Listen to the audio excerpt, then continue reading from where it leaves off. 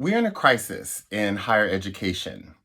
We exist in a time when the product or service, as it be, that we offer is commoditized. It is rendered a commodity to get students to the next step that they want to be in life, i.e., the next job and the next job opportunity, such that much of what we do gets reduced to how is everything that we talk about, students want us to link it to their job prospects, literally. Now, in broadly speaking, it does. Of course, we design a classroom that is a place of engagement, of intellectual engagement. And yet, the process means that we often have to use inductive methods rather than deductive methods, that we have to give students scenarios, situations to think about, to ponder, and take them step by step through drawing meaning from it. One way that Bell Hooks does this, of course, is by both naming what she's doing as feminist pedagogy, and then she even gives us specific ways that we can work within the classroom to do that. She has spoken extensively about the importance, for example, of reading passages together in the classroom, discussing them, writing about them, including the teacher, and speaking about them, because it allows students both to hear and be heard, and it gives them a critical anchor that they can, rather than see the subject matter as subjective, it becomes more objective through this critical text, that you can now relate even your own personal experience and the broader forces that are being spoken about in the course. Why is this important? Even just reading a text and having students respond. In one of my favorite Bell Hooks books, it's called Talking Back, Thinking Feminist, Thinking Black.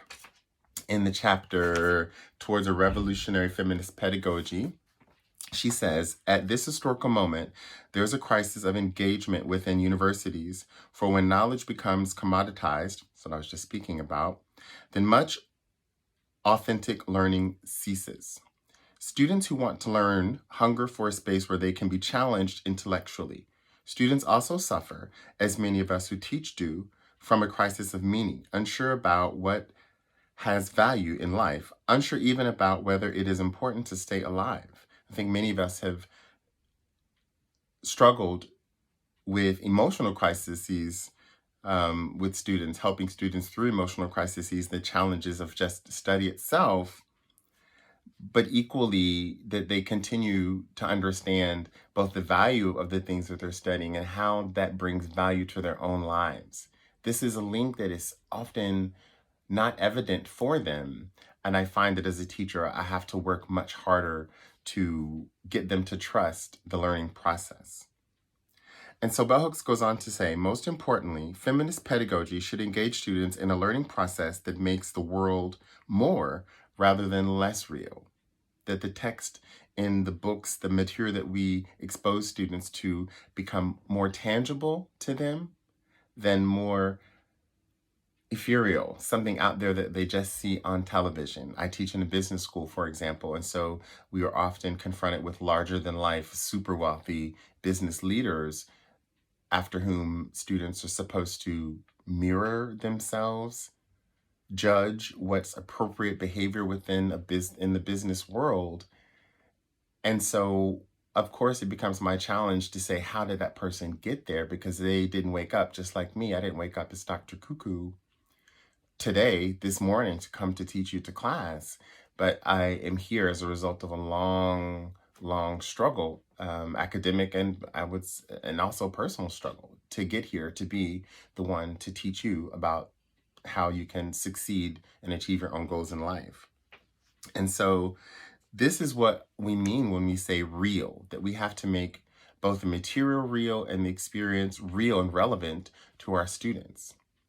Now, in case you're wondering why this is different, think now how radical this notion is, that there isn't simply a blank, objective business person, or blank objective student, or blank objective course material that is neutral and describes life as real and as factual, and where we don't ask students to think critically. I think about the context of the person who's writing, to think about power, privilege, oppression. How were they able to access the education they needed to be able to be the one to write the text that you're now studying in the classroom?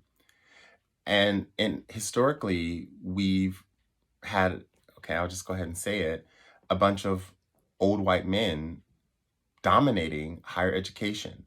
What I mean by that is, yes, in terms of the actual administration, but equally in terms of the actual material that we study.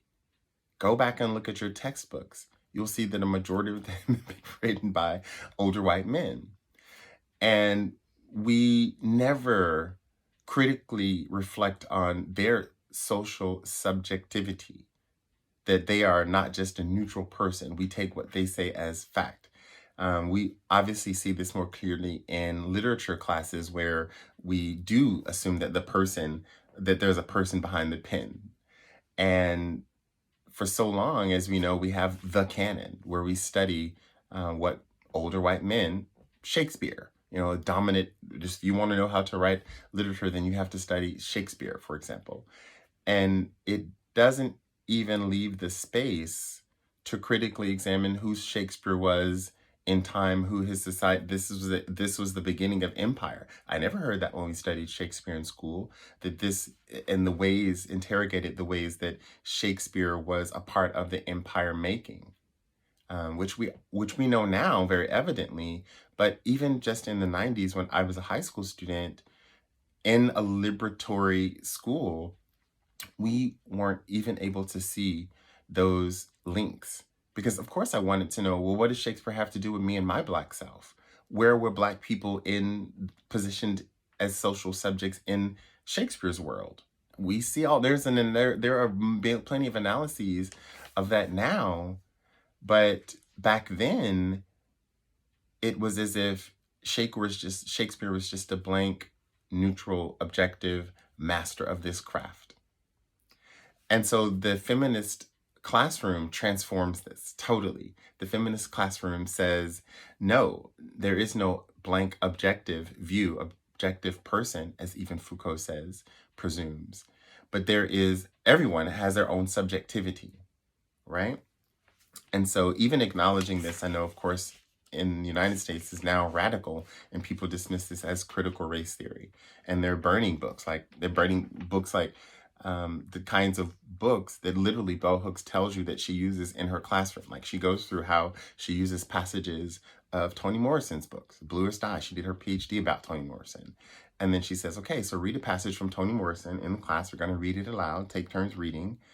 And then we're going to write about it, discuss it, et cetera, et cetera, et cetera. Well, now they're literally burning and banning Toni Morrison books in America. That's how radical all of that I just said is. I know I said it in such an innocuous way, and it sounds so simple, and she writes about it so eloquently. However, her pen is a sword. Now, why is this important? In my classrooms, we work to dispel the notion that our experience is not a real-world experience. This is especially easy since gender is such a pressing issue in contemporary life. Every aspect of popular culture alerts us to the reality that folks are thinking about gender in both reactionary and progressive ways. What is important is that they are thinking critically, and it is this space that allows for the possibility of feminist intervention, whether it be in our classroom or in the life of students outside the classroom.